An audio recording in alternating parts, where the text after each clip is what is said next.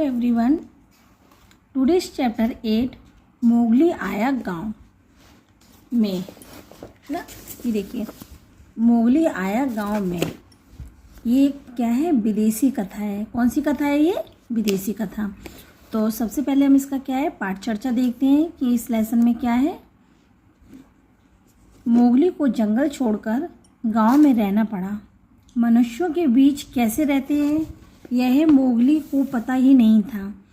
उसका अब तक का जीवन जंगल में जानवरों के बीच रहते हुए जो बीता था। मनुष्यों के बीच रहने पर मोगली को जिन अनुभवों से गुजरना पड़ा वे उसके लिए बिल्कुल नए और आश्चर्यजनक थे। यानी कि मोगली, लगभग सभी बच्चों ने सुना होगा और देखा भी होगा कि मोगली कौन था। एक जंगल में रहता था बच्चा जानवरों के साथ, ठीक है। तो उसी की कहानी है कि मोगली आया गांव में। तो हम लोग इसकी क्या है स्टोरी स्टार्ट करते हैं। किस तरीके से होगी? मोगली को अपनी ताकत का जरा भी अंदाज़ा नहीं था। जब वह जंगल में रहता था तो भालू, शेर, चीते और भेड़ियों के मुकाबले वह बहुत कमज़ोर था और यह बात उसे अच्छे से भी मालूम थी कि यहाँ गांव में लोग कहते थे कि मोगली में सांड जितनी ताकत है। ओके, सांड जितनी ताकत है। बेचारे मोगली को इस बात का कोई भी अंदाज़ा नहीं था कि जात पात क्या होती है। वह नहीं जानता था कि एक जात का आदमी दूसरी जात के आदमी से अलग कैसे हो सकता है।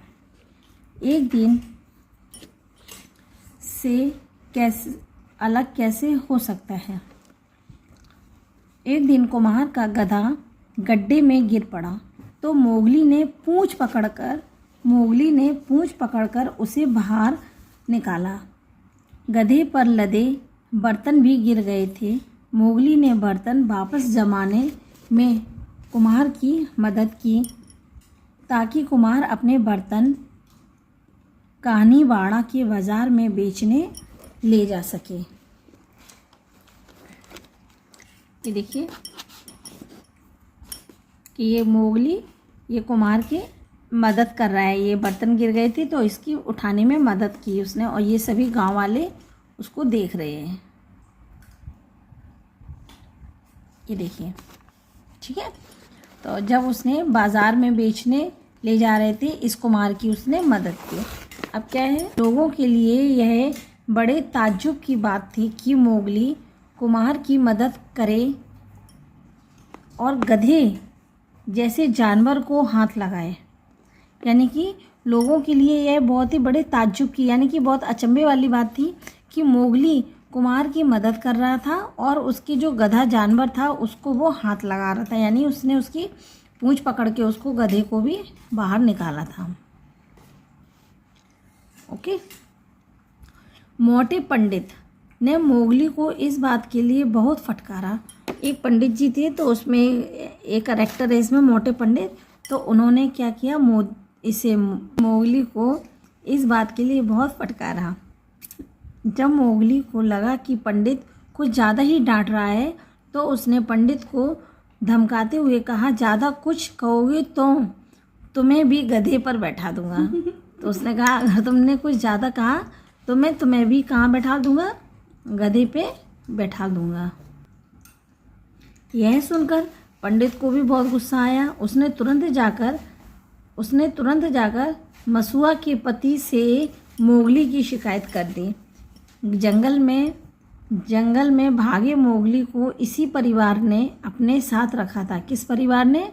मसुआ एक परिवार था, उसने ही इसको अपने साथ रखा था। मोगली को हुक्म सुना दिया गया कि कल से तुम भैंसे चराने जाओगे। यह सुनकर सबसे ज़्यादा खुशी पंडित या किसी और को नहीं बल्कि खुद मोगली को हुई। अब इस जिम्मेदारी की वजह से मोगली पूरे गांव का सेवक बन गया था। इस नाते उसी रात मोगली चौपाल पर बैठा हुआ था। ओके, क्योंकि गांव में गूलर का एक बड़ा पेड़ था जिसके नीचे एक चबूतरा बना हुआ था। इसी चबूतरे पर रोजाना रात को गांव के कुछ पुरुष इकट्ठे होते थे। इन लोगों में गांव का मुखिया, कोटवार यानी चौकीदार, नाई और बलदेव शिकारी भी होते थे। रात को चौपाल पर बैठकर ये लोग क्या करते थे, गपशप करते थे, यानी कि अपनी बातचीत करते थे। नाई को पूरे गांव के हर घर की पूरी खबर रहती थी। किसको? नाई को पूरे घर की, पूरे गांव में हर पूरे गांव की हर घर की खबर रहती थी। बलदेव शिकारी के पास पुराने ज़माने की एक बंदूक थी। बलदेव एक शिकारी था, उसके पास पुराने ज़माने की क्या थी? बंदूक थी। और वह अपने शिकार की बड़ी सेखी बगाड़ता था, यानी कि और वह अपने शिकार की बहुत बड़ी बड़ी बातें करते थे। नीचे चबूतरे पर इंसानों की चौपाल बैठती और ऊपर पेड़ पर बंदरों की महफिल जमती। जिस पेड़ के नीचे ये लोग देखो चौपाल लगाए हैं, इसी पेड़ के ऊपर बंदर अपनी महफिल जमाते हैं। चबूतरे में एक छेद भी था जिसमें एक कोबरा रहता था। कौन रहता था? कोबरा। छेद था जिसमें एक कोबरा रहता था। हर रोज एक कटोरे में उसके लिए दूध रख देते थे, क्योंकि गांव में कोबरा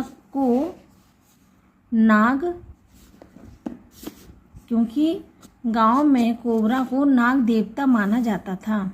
लोग उससे डरते भी थे और उसकी पूजा भी करते थे। चबूतरे पर गांव के बड़े बुजुर्ग देर रात तक बैठे बातें करते रहते। वे एक दूसरे को कभी भगवान की, कभी इंसान की, तो कभी भूतों की कहानी सुनाया करते। इसमें सबसे जानदार कहानियाँ किसकी होती हैं? बलदेव के शिकार की होती थी। वह जंगली जानवरों की ऐसी कहानी सुनाता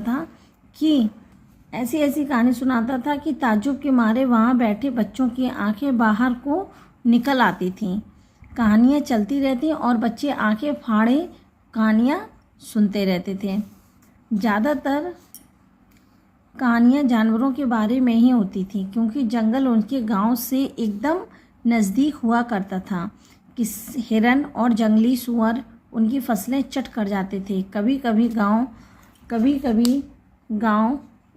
गांव के दरवाजे के पास से ही शेर खान किसी इंसान को उठा ले जाता था। कभी-कभी गांव के दरवाजे के पास से ही शेर खान किसी इंसान को उठा ले जाता था। मोगली को जंगल के बारे में काफ़ी कुछ मालूम था, क्योंकि इतने बरस जंगल में जानवरों के साथ बिताए थे। यहाँ चबूतरे पर जंगल और जानवरों के बारे में गांव वालों की कहानियाँ सुनकर उसे इतनी ज़ोर से हंसी आती कि वह घुटनों में मुंह छिपाकर हंसता और अपनी बंदूक गोद में रखे बलदेव एक के बाद दूसरा और फिर तीसरा किस्सा सुनाता जाता और घुटनों में मुंह छिपाकर मोगली अपनी हंसी पर काबू पाने की कोशिश करता रहता। ठीक है। इसका कारण यह था कि कहानियों की जो कारनामे गांव वालों को भयानक जान पड़ते थे, मोगली ऐसे कारनामे पलक झपकते ही कर दिया करता था। जितनी देर वो कहानियाँ चलती, लोग सुनाते, मोगली अपने पिछले जीवन में गोता लगाता रहता था। गोता यानी कि अपनी पिछली जो ज़िंदगी थी उसको याद करता रहता था, सोचता था। मोगली अपने अतीत को भूलना चाहता था, परंतु ये किस्से उसे फिर वही सब याद दिलाते थे। मोगली अपना जो पुराना था, जंगल में जब रहता था, वो वाली कहानी किस्से वो भूलना चाहता था, लेकिन ये सारी जब कहानियाँ सुनता था तो वही सब याद दिलाते थे। गनीमत यह थी कि मोगली वहाँ अधिक देर तक बैठ नहीं पाता था। भरपूर नींद लेने के लिए उसे समय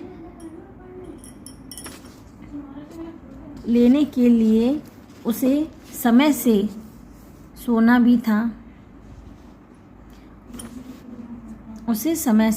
भी था ताकि अगली सुबह फिर जानवरों को चराने के लिए जंगल में ले जा सके।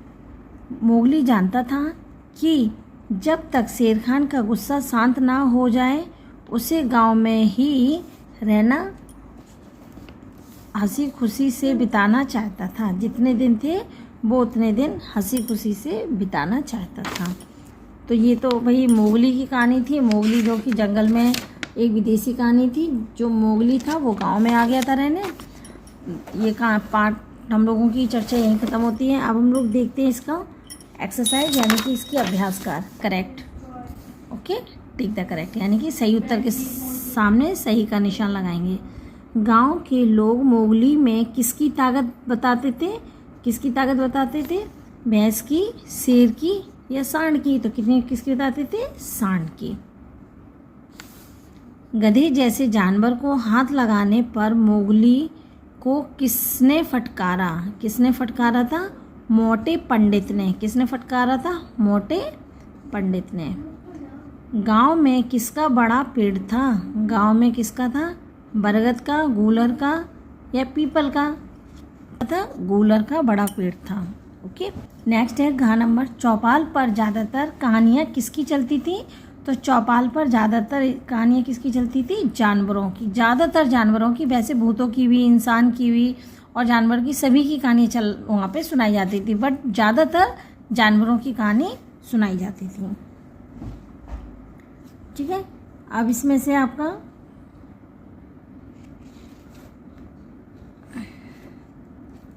एक्सरसाइज में यही है।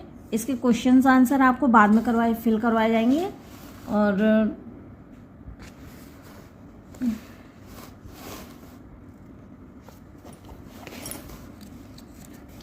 इसमें टिक द करेक्ट है और क्वेश्चन आंसर है। तो टिक द करेक्ट आपके मैंने कंप्लीट करवा दिए, और जो क्वेश्चन आंसर है ये आपकी मैम आपको इसको सॉल्व करवाएंगे। किस तरीके से क्लास में फिल करवाएंगे उसको आप फॉलो करेंगे। ओके, तो ये वाला मोगली वाला चैप्टर आज पूरा ही फिनिश होता है। मिलते हैं नए वीडियो में नए चैप्टर के साथ। तब तक के लिए बाय, टेक केयर।